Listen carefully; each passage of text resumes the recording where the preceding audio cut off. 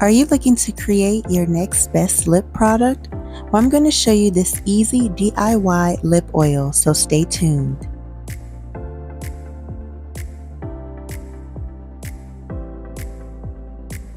Welcome to my channel. Here are the 2 oils you're going to be needing in order to create this easy DIY lip oil. So the first thing you're going to need is a scale, and you're going to need a pouring pitcher. So we're going to go ahead and zero this out, and we are going to measure out 40 grams of castor oil. I love using castor oil for my lip products because it is the deepest penetrating plant oil. I will say that in every video that I use castor oil in, but it's the deepest penetrating plant oil. It is great for making lip products. It has a very luxurious feel to it, and it does have a lip gloss consistency to it. I did purchase this castor oil off of Amazon. It was $7.34, which is a great deal for a 16-ounce castor oil. The next oil we're going to be using is grapeseed oil. I did purchase this locally, but you are going to be able to find grapeseed oil through the Now brand. I believe they have one for $9.55 for a 16-ounce. But as far as measuring this out, you're going to need 24 grams of grapeseed oil.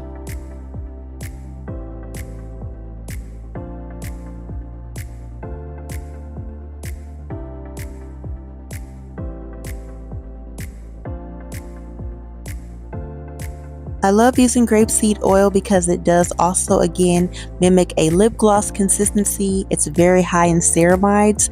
Ceramides are going to be the ingredients that you want because they're going to attach and grab and keep the water in your skin.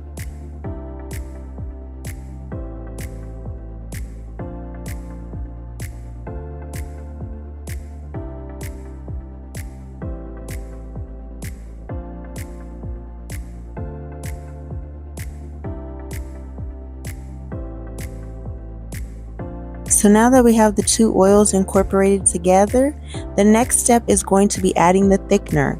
So this is going to give the oils this creamy consistency. This is going to be Carnauba, aka Brazil wax. You should be able to also find this on Amazon as well. I can't really give you an exact price point because it does range from $9.95 and up to $13.99, but you may be able to find it slightly cheaper. Carnauba wax is going to be great because it's going to give it its creamy consistency. You will be measuring out 4 grams. You are going to go ahead and put this on a double boiler method in order to incorporate and melt this all together. So this is what it looks like after it's been heated with a double boiler method. I am going to go ahead and start adding in my flavor oil. It does need to cool just a little bit, so I am using the foil to kind of just sit on top of it because it is a little bit warm still. So I am using these 2 micas. You can use any mica of your choice, and I'm using this flavor oil by Nature's Garden. It has like a chocolate scent to it. Again, you can use any flavor oil you desire, but you do have to be mindful that to make sure that the flavor oil does not have water in it, or you can mess up the consistency of your batch. And honestly, I have no desired amount that I need to put in. I kind of just put it in to get the desired scent that I want. I don't want it to be overpowering, but then I do want it to be enough so that the customers get a pretty lovely scent when they're using their lip product. So now I'm going to go ahead and add in the I Dream of Purple Mica. I know this is going to look weird using purple mica, but honestly, the purple is just going to help to kind of lessen the pink a little bit that I'm going to be using. So when I'm doing my colors, I kind of like to do 2 different micas in order to kind of take out one of the colors that might be a little bit too bright. So I didn't use a ton of mica because you can still see a little bit of the oil. This pink is kind of a little bit on the bright side, so the lavender mica is just going to help tame the pink a little bit.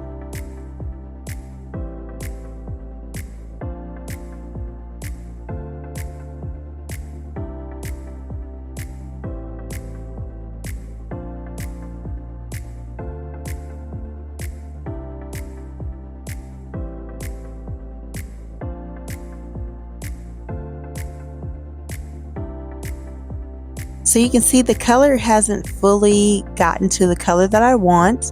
So I'm just going to let it sit, but I'm going to let you guys see how the consistency is of the gloss already. It does have a little bit of creaminess to it. So the oil does have to sit for a little bit. Normally, I would already pour these into my lip gloss tubes, but for the purpose of this video, I wanted to show you how creamy the consistency would be before pouring it. So this is a nice color pink. Again, micas are not going to give a color. This is basically for the aesthetics of my containers since I'm using clear tubes. So I strictly use micas for the aesthetic purposes, not really to give a bright color. These are my chunky tubes I'm going to be using. I did purchase these off of Amazon. I am going to show you guys a quick DIY on how I got my containers the way I did.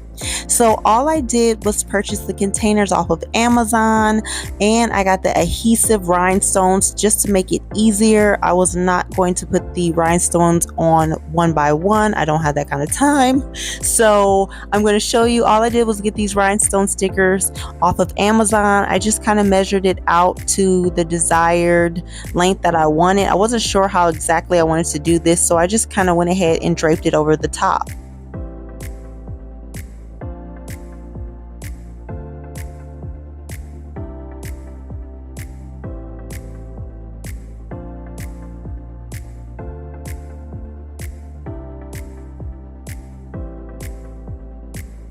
And as you see, that was quick and simple and easy. You do want to make sure that your containers are very clean and that you do not have any oil residue when placing these on there, or else they will not stick that well. So I'm going to go ahead and finish cutting these. I did decide to do different designs for each one because the cut was not completely the same for each one. So I went ahead and just decided to do these a little bit different. I do like it. So each set of tubes have the same design. I have a total of 8 tubes, so there's going to be 2 of the same design. And so this is what the consistency after setting the lip oil looks like. It definitely has that glossy like consistency. I will tell you, if you want to make this, please keep the Carnauba wax, because Candelilla wax will not make it this consistency. Beeswax will definitely not make it this consistency, and no other plant wax will make it this consistency unless you do a trial and error to test it out and do different measurements. Trust me, I've done a ton of different lip products, so I already know this for a fact. Beeswax is definitely just going to make this really hard and it's not going to be pourable, and Candelilla wax is going to make it really creamy. And some of the other plant-based waxes I've used just have a different consistency. You really do just have to kind of play around with the waxes to get your desired outcome. So I'm going to go ahead and use the Q-tip to clean around this just to make it nice and neat.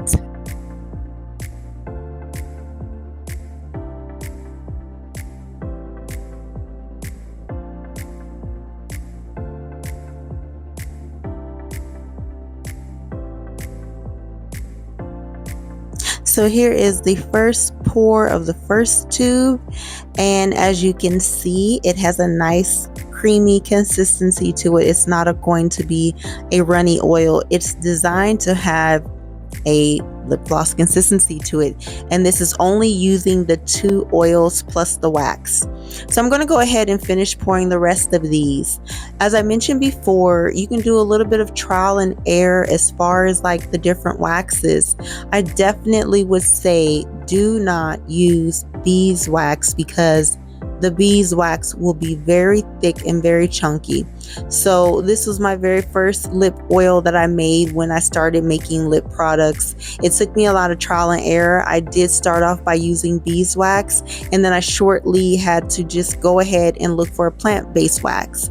So the wax I started using was going to be Candelilla wax. I loved how Candelilla wax made it have a gel-like consistency to it. But I will say with Candelilla wax, you will definitely not be able to pour this in the tube when it thickens. You do have to pour it while it's in a liquid form, and it's still going to come out to be a creamy lip oil. You just can't pour it. So I've already done Candelilla this Carnauba wax, Carnauba wax in the past, so I know what the consistency was going to be like. That's why I chose this wax for the video, because I wanted to show you guys it while it's pourable on what the creamy lip oils were going to look like.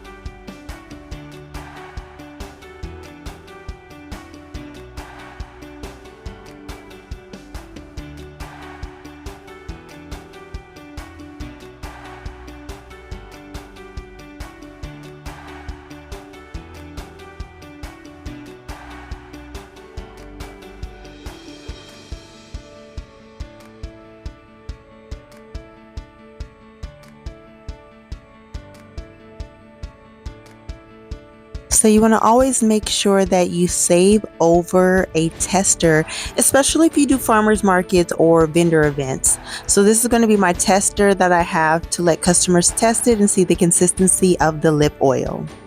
If you decide to use a liquid pigment, do be mindful of adjusting the recipe. All liquid pigments are made with castor oil, so if you decide to add the liquid pigments, you are going to be just adding more oil, and then you have the potential of the product separating.